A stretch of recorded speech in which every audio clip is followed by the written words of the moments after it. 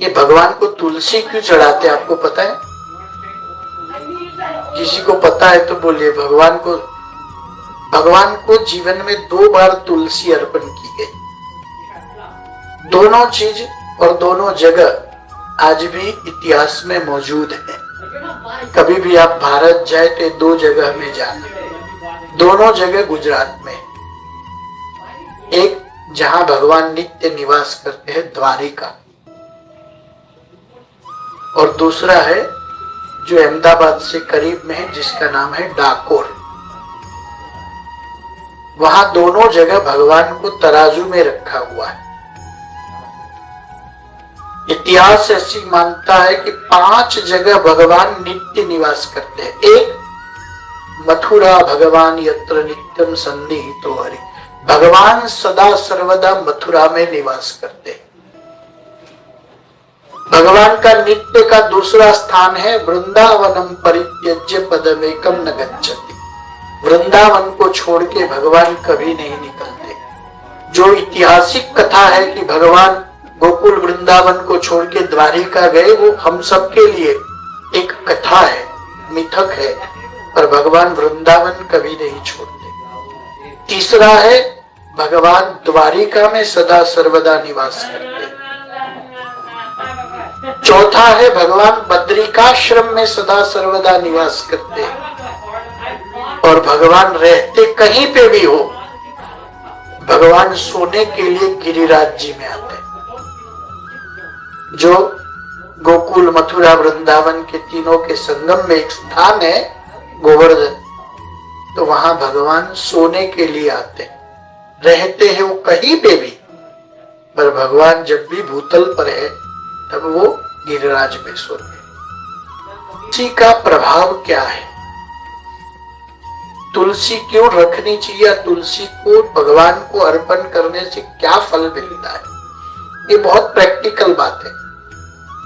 जितने भी शादीशुदा आदमी हैं, उन सबको घर में झगड़ा होता है। जिसको लड़ाई नहीं होती वो अपना हाथ उठाए। हस्बैंड वाइफ में जिनका झगड़ा नहीं होता है वो हाथ उठाए। पर भगवान द्वारका में रहते थे, भगवान के 16,000 शादियां हुई थी। पर वहां पर महत्ता क्या थी?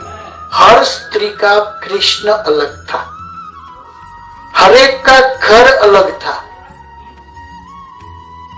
तो एक दिन महात्मा नारद जी घूमते फिरते फिरते फिरते भगवान द्वारकाधीश के घर पहुंच गए। उन्होंने सोचा चलो बारिश की मौसम में चाय पानी करेंगे, नाश्ता करेंगे, भगवान से थोड़ी बातें आते हो जाएगी और फिर धीरे से निकल लेंगे। जैसे भगवान द्वारकाधीश के महल के ड्राइवे में नारद जी चल रहे हैं और यहाँ डोरबेल बजाने की नौबत है कि अभी डोरबेल बजाएंगे, वहां से अंदर से सामने से दरवाजा खुला। नारद जी तो राजी हो गए कि बिना डोरबेल बजाए भगवान ने जान लिया कि मैं आ रहा हूं। पर भगवान तो सर नीचा करके बाहर निकल रहे थे। तो नारद ने बोला भैया हम तो आपके घर चाय पानी पीने आ रहे हैं, तुम कहाँ जा रहे हो? कुछ बोले ही नहीं, चल पड़े। तो नारद जी ने सोचा कि जिस घर में कोई पुरुष नहीं है वहां जाके औरतों के साथ मैं क्या करूंगा, मैं तो सन्यासी आदमी हूँ। तो भगवान के पीछे चल पड़े। रास्ते में पूछा कि महाराज जी इतने मायूस होके कहाँ जा रहे हो, उदास क्यों हो? तो बोले कि भैया तुम शादीशुदा नहीं हो, तुमको क्या पता शादीशुदा वाले की क्या परिस्थिति होती है। हम दोनों का झगड़ा हो गया है। तो भगवान को उसकी वाइफ ने गेट आउट बोल दिया, निकाल दिया घर से। तो भगवान निकल पड़े। और भगवान और नारद जी दोनों डिस्कशन कर रहे हैं। नारद जी ने पूछा भैया क्या हो गया? तो बोले हमारे घर वाली से झगड़ा हो गया, हमको निकाल दिया है। तो नारद जी बोले कि मैया मैं तो आपके यहाँ चाय पानी पीने आ रहा। बोले हमको ही नहीं मिला तो तुमको क्या पिलाएंगे? तो नारद बोले चलो हमारे साथ, साधु तो चलता भला, कहीं और जाएंगे। तो दोनों चल पड़े। अब उस समय क्या बोलते हैं वो कोई डंकिन अंकिन तो था नहीं, स्टारबक्स, पर दोनों द्वारका गांव के बाहर आ गए। और एक वट वृक्ष के नीचे बैठ गए। 2 बजे, 3 बजे, 4 बजे, 6 बजे, 8 बजे, 9 बज गए। कितना भी पत्नी ने झाड़ा हो, डांटा हो, फटकारा हो, मारा हो, पर रात को तो आदमी घर आ जाता है। पर यहाँ कृष्ण वापिस नहीं आए, तो उनकी घरवाली को चिंता हो गई कि कहाँ गए होंगे। उस समय वो तो लोकेशन फाइंड आउट तो कर नहीं सकते थे।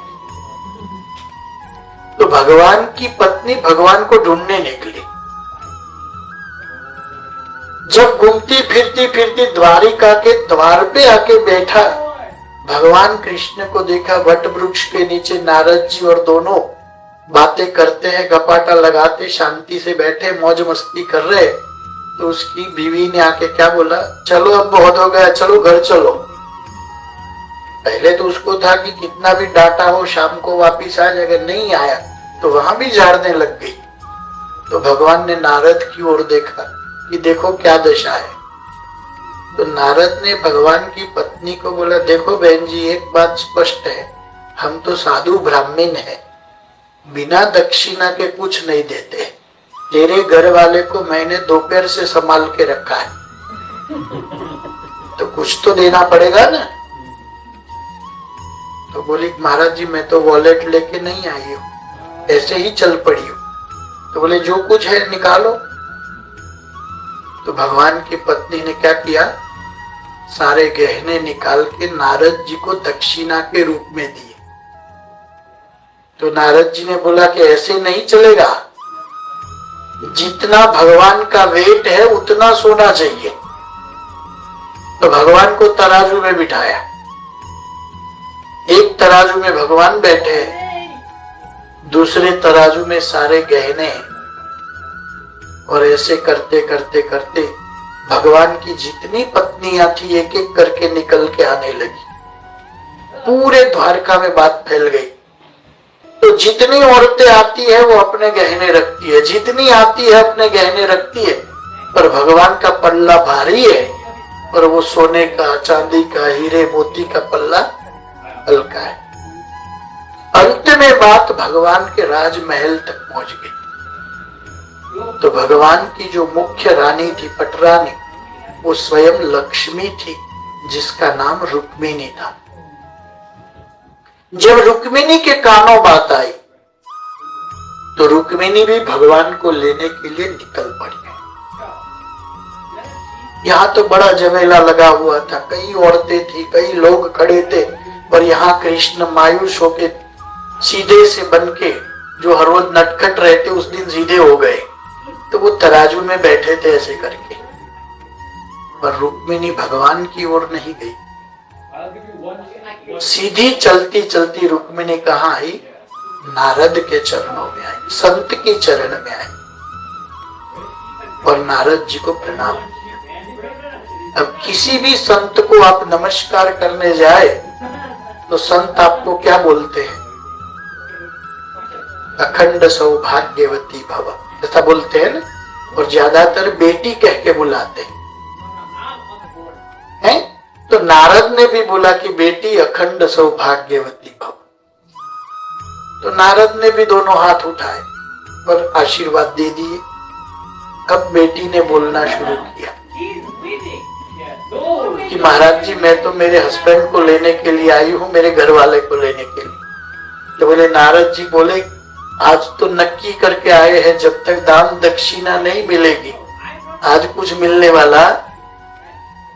तो रुक्मिणी ने बड़े विवेक सबर भाषा में क्या कहा, एक तो आप हमको बेटी कह के बुलाते और आज बेटी के श्रृंगार उतारने की बात कर रहे हैं। दुनिया का हर बाप बेटी को कुछ न कुछ देता है, बेटी से कुछ मांगता।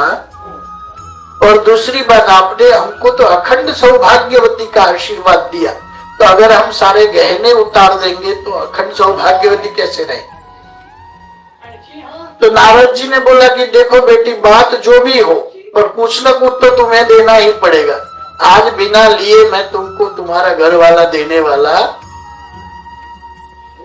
तब रुक्मिणी ने द्वारिका के बगान से केवल तुलसी पत्र लाके जहां वो सोने के गहने वगैरह तराजू में थे, उस तराजू में एक तुलसी पत्र रखा और नारद जी को कहा कि महाराज मेरी औकात इतनी ही है, मेरी तैयारी इतनी ही है और मेरी संपदा भी इतनी है, आप उसको स्वीकार कर हमको हमारे पति को वापस दे। पर वहां क्या चमत्कार हुआ, जैसे ही रुक्मिणी ने श्रद्धा के साथ भक्ति भाव के साथ तुलसी का पत्ता रखा, वो तराजू सीधा नीचे हो गया और भगवान का तराजू ऊपर उठ गया। अब रुक्मिणी ने नारद को पकड़ा कि आप तो व्यापारी लगते हो और व्यापार का नियम है दोनों तराजू सेम होने चाहिए। जब तक वो दोनों सेम नहीं होंगे तब तक तो हम आपको छोड़ेंगे नहीं। तो क्या किया, जिन जिन लोगों ने अपने गहने रखे थे सबके गहने तराजू से निकालते गए और भगवान का पल्ला जो था वो ऊपर का ऊपर ही रह गया। आखिर में जब सबके गहने निकल गए और केवल तुलसी पत्र बचा, तब भगवान का और तुलसी का तराजू सेम हो गया। हम और आप पूजा के दौरान भगवान को जो चीजें अर्पण करते हैं, जो पदार्थ अर्पण करते हैं, ये सारे दुन्यवी पदार्थ हैं।